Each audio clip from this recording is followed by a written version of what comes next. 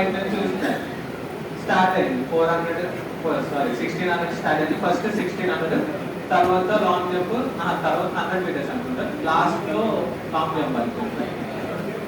1600 start అయింది. First round అందరితో బాగానే వేస్తాము. సెకండ్ రౌండ్ అందరూ వెళ్ళిపోతున్నారు. మా వాళ్ళు బయట ఉంటే వీళ్ళు రావట్లేదు ఏంటంటే అందరూ వెళ్ళిపోయారు. సెకండ్ రౌండ్ కూడా అయిపోతుంది దానికి. నేను ట్రాక్ బయటకు వచ్చేసి నేను నడవడం స్టార్ట్ చేశాను సెకండ్ రౌండ్ కి. అంటే అప్పటిలోకి మనం రన్నింగ్ చేసింది లేదు, ఎప్పుడు ఎగ్జామ్స్ రాసింది లేదు, ఇది అంతా కొత్త అని. ఫస్ట్ రౌండ్ బాగానే పరిగెత్తాను. సెకండ్ రౌండ్ నుంచి ఇంకా నడిచి రావడం వచ్చాను. బయటకు వచ్చేసాను. బయటకు వచ్చేసిన తర్వాత వాళ్ళు పేపర్ ఇస్తారు కదా, రిపోర్ట్ ఇచ్చారు. ఆ రిపోర్ట్ ఇస్తాం, బయటకు వచ్చేసాము. ఈ ఎస్ఐలో కానిస్టేబుల్ ఇవన్నీ మన వాళ్ళు కాదు, వాళ్ళు పరిగెట్టమంటారు. ఇదంతా కష్టంగా ఉంది, మనం వైట్ కాలర్ జాబ్స్ చూసుకుందాము అని చెప్పి వైట్ కాలర్ ప్యాంకింగ్ చేద్దాం, ప్యాంకింగ్ చదువుదాం అనుకుంటున్నాను. 2017 ఆ టైం అనుకుంటాను. అప్పటి నుంచి నేను రన్నింగ్ ఆల్రెడీ అప్పుడే స్టార్ట్ చేసాం. ఈవెంట్స్ కోసం అయితే రన్నింగ్ స్టార్ట్ చేసాం. ఆ తర్వాత రన్నింగ్ అలా కంటిన్యూ చేసుకుంటూ ఉన్నాం. మళ్ళీ 2017 ఎండింగ్ 18 అనుకుంటా, ఐడియా లేదు కానీ అప్పుడు మళ్ళీ నోటిఫికేషన్ వచ్చింది. మళ్ళీ ప్రిలిమ్స్ అయింది. ప్రిలిమ్స్ ఈజీగా అవుతుంది. ప్రిలిమ్స్ అయితే ఈసారి ఈవెంట్స్ నేను కంప్లీట్ చేశాను. 1600 కంప్లీట్ చేసా, 745 అనుకుంటా, 740 715 కంప్లీట్ చేశాను. 100 మీటర్స్ కూడా 14 minutes 14 seconds కంప్లీట్ చేయాలి. 16 seconds కంప్లీట్ చేయాలి. 16 14 కంప్లీట్ చేశాను. లాంగ్ జంప్ కూడా 454 వేసాను, 4.54 వేసాను. ఈవెంట్స్ అయిపోయాయి. మెయిన్స్ కష్టం అని తెలియదుగా. మామూలుగా ఇది అయిపోతే మెయిన్స్ ఏముంది అనుకున్నాం మనం. అప్పటి వరకు ఏం చేయలేదు కాబట్టి మెయిన్స్ కూడా కష్టం కాదు. మెయిన్స్ అవ్వలేదు. అయినా కూడా ఇవన్నీ వేస్ట్. మనకి మనం ఓన్లీ బ్యాంకింగ్ చేద్దాము. బ్యాంకింగ్ లేకపోతే ఇంకా ఇంకా పెద్దగా యూపీఎస్సి అలా అలా అలా ఆలోచించుకుంటూ టైంలో అయిపోతూ ఉంది. 2014లో అయ్యింది. నేను 2018లో ఉన్నాను. సెకండ్ టైం రన్నింగ్ వెళ్ళి వచ్చాను. సెకండ్ టైం అయ్యింది. హోప్స్ కొంచెం కొంచెంగా గవర్నమెంట్ జాబ్ మనకు వస్తుంది అనే హోప్స్ స్టార్ట్ అవుతా ఉన్నాయి. ఆ టైంలో బ్యాంకింగ్ వచ్చాము. బ్యాంకింగ్ కోచింగ్ స్టార్ట్ అయింది. ఇప్పుడు మీలాగా క్లాస్ రూమ్ లో నేను ఎప్పుడు కూర్చోలేదు. ఏంటి కోచింగ్ ఎక్కడ? బ్యాంకింగ్ కోచింగ్ ఎక్కడనా? నేను ఇలా క్లాస్ లో కూర్చోలేదు. ఒక నెల రోజులు కూర్చున్నాను. నెల రోజులు క్లాస్ లో కూర్చున్నాను. ఆ తర్వాత మిగతా ఫీజు కట్టమన్నాను. అప్పటికే అది అప్లై అయిపోయాయి. ఆల్రెడీ ఇంట్లో వచ్చేటప్పుడే మొత్తం ఫీజు డబ్బులు ఇచ్చారు. సగం కట్టాను, ఒక నెల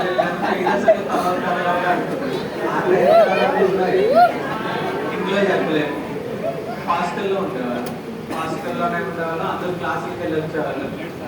ఒక 3 months, నియర్లీ ఒక 3 months పొద్దున్న టిఫిన్కి వెళ్ళడం, మధ్యాహ్నం భోజనానికి వెళ్ళడం మాత్రమే. మిగతా టైం అంతా పడుకున్నాం. నాలాంటి వాళ్ళు 20 ఉండేవాళ్ళు. ముగ్గురు వరుసగా 3 బెడ్లు పడుకోవడం, తినడం, పడుకోవడం, తినడం. ఇదే 3 నెలలు చేసాం. నిజంగా 3 నెలలు చేసాం.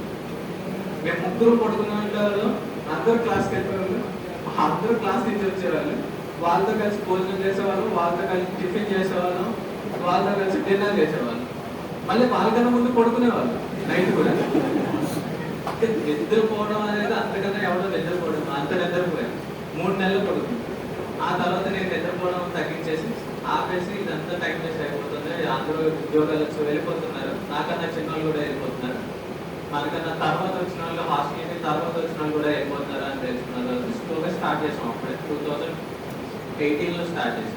2018లో స్టార్ట్ చేసాం. 2019లో ఎల్ఐసి డెవలప్మెంట్ ఆఫీసర్ వచ్చింది. 2019 నోటిఫికేషన్. 2019 నుంచి 23 వరకు డిఓగా చేశాను. డెవలప్మెంట్ ఆఫీసర్గా ఎల్ఐసిలో చేశాను.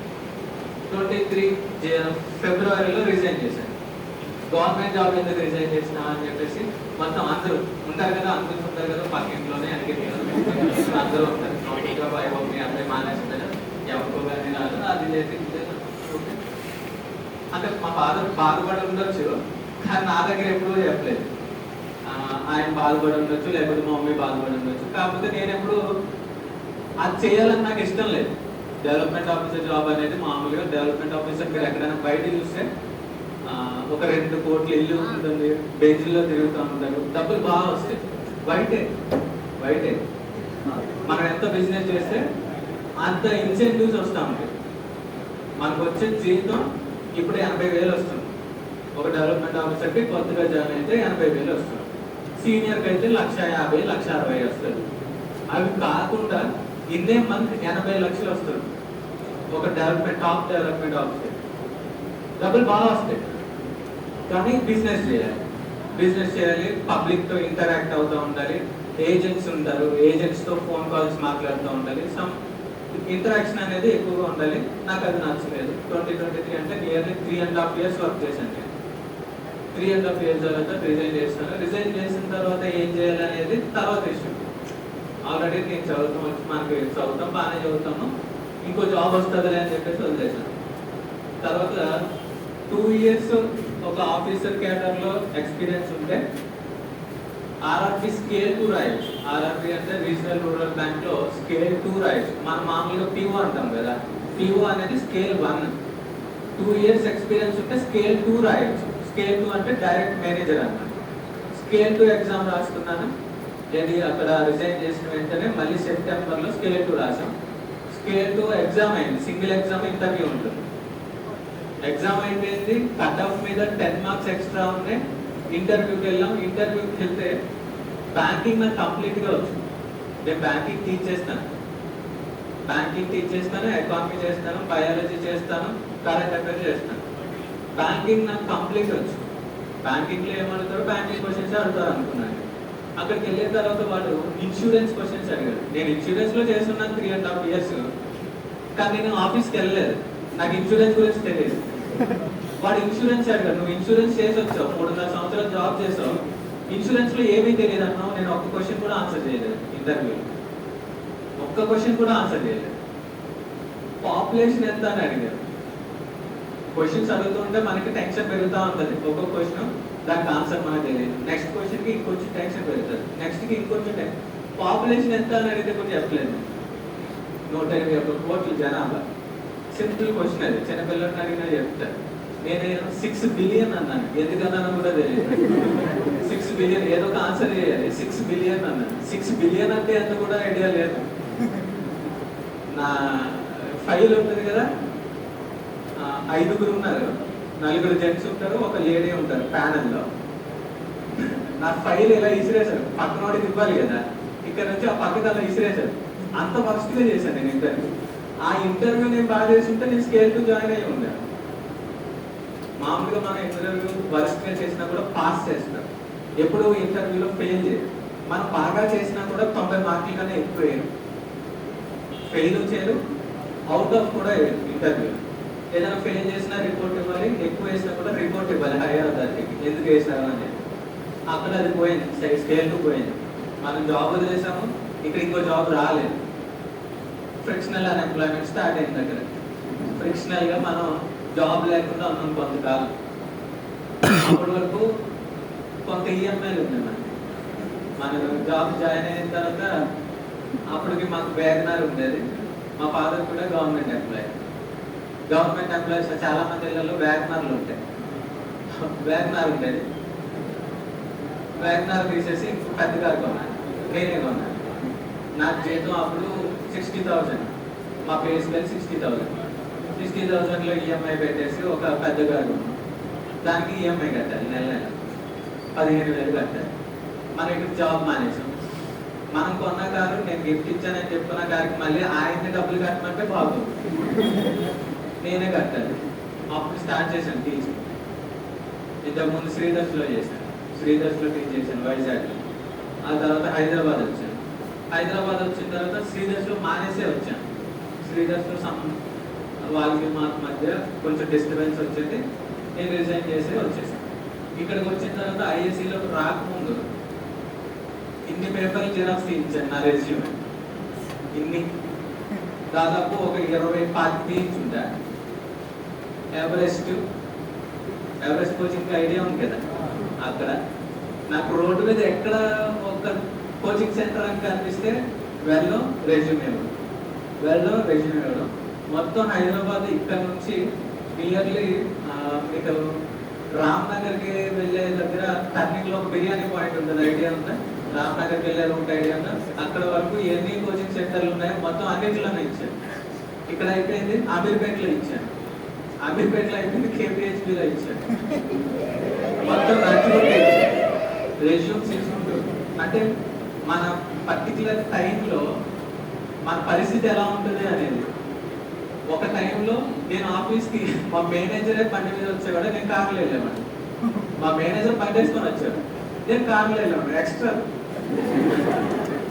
కార్లో వెళ్ళేవాడు. అలాగే హైదరాబాద్ వచ్చి ఒక వారం రోజులు అమీర్పేట, దిల్సుఖ్ నగర్, కేటీహెచ్కి తిరుగుతూనే ఉన్నాను నడుచుకుంటూ. ఇక్కడ మన బండి లేదు, ఎవరు ఫ్రెండ్ లేడు, ఫ్రెండ్స్ ఉన్న వాడిని కలిస్తే ఒక 2-3 వేలు అవుతుంది. అదొక భయం. మన దగ్గర ప్రస్తుతానికి టైట్. ఇప్పుడు ఆ దగ్గరికి వెళ్ళామంటే నువ్వు అక్కడి నుంచి వచ్చి నువ్వు ఏదో చేయాలంటే కష్టం, ఇదంతా కష్టం. మొత్తం మనం అప్పుడు ఎవరికి ఫోన్ చేయకుండా అసలు హైదరాబాద్ వచ్చే విషయమే ఎవరికి చెప్పకుండా సొంతంగా మొత్తం తిరిగి అన్నీ చేసుకున్నాము. ఒక 3 ఇన్స్టిట్యూట్లో అవర్లు, ఒక దగ్గర బయాలజీ చెప్పేవాడిని, ఒక దగ్గర ఎకానమీ చెప్పేవాడిని, ఒక దగ్గర కరెంట్ అఫైర్స్ చెప్పేవాడిని. ఇలా అవర్లీ డైలీ ఒక 8 to 9 hours చెప్పేవాడిని క్లాసెస్. అలా కంటిన్యూ చేసుకున్నాము. తర్వాత ఐఏసీలో తీసుకున్నారు. ఐఏసీలో తీసుకున్న తర్వాత ఇంకా కంప్లీట్ ఇక్కడ ఫుల్ టైం ఎంప్లాయ్మెంట్ స్టార్ట్ చేసాం. మళ్ళీ ఏదో ఒక ఎగ్జామ్ రాసుకున్నాను, ఒక సమ్ ఫిగర్ ఆల్రెడీ అయిపోయింది. ఈ రోజు నేను అసిస్టెంట్ రాయను, ఒక బ్యాంక్ అసిస్టెంట్ అనేది, క్లర్క్ అనేది రాయను నేను. నాకు ఎక్కువ జీతం ఇక్కడ వస్తుంది. మళ్ళీ క్లర్క్కి వెళ్ళి 30,000-40,000 చేయను. పీఓ చేయను, పీఓలో 55,000 ఎంత వస్తుంది అది కూడా చేయను. ఇంకా సంథింగ్ బిగ్, 1,00,000 రూపాయలు, 1,50,000 రావాలి. దానికోసం ఏం ఎగ్జామ్ ఉందని చూస్తామో దానికి ప్రిపేర్ అవుతాం. ఆ ప్రిపరేషన్ మధ్యలో అన్ఎంప్లాయిడ్గా ఉండకూడదు, ఫినాన్షియల్గా స్టేబుల్గా ఉండాలి, ఇంట్లో వాళ్ళని డబ్బులు అడగకూడదు. సో మరి ఉంటే మనకున్న టైంలో 2014లో అయింది, 19లో వచ్చింది. 5 సంవత్సరాలు, 5 సంవత్సరాలు వేస్టే కదా. 5 సంవత్సరాలు వేస్టే. నాకు 25లో వచ్చింది జాబ్, 25లో వచ్చింది, 28